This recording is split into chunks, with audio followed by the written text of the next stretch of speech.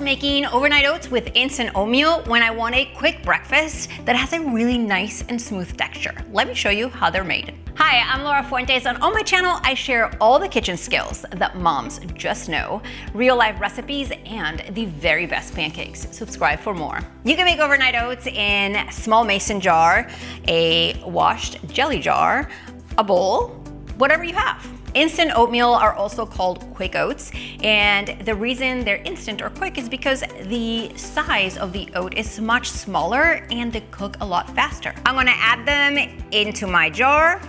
You could add chia seeds or flaxmeal to your overnight oats, about 1/2 to 1 teaspoon of each per jar, but they're not necessary. You can use dairy or non-dairy milk to make these overnight oats, and I like 3/4 of a cup of milk to 1/2 cup of instant oatmeal ratio. I find that this gives me a really good texture.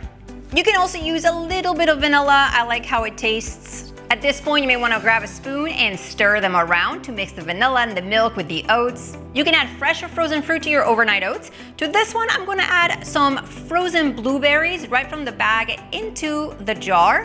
If you're adding fresh fruit like these strawberries, make sure to chop them really small so they fit into your jar. You can mix the oats with the fruit or not. Just take your jar and place it on top, screw it on tight, and these are ready to be refrigerated for 4 to 8 hours or overnight. In the morning, just grab the oats from the fridge. They are ready to go. You can enjoy these as is, cold from the fridge, or heat them up in the microwave for about 30 seconds to warm them up.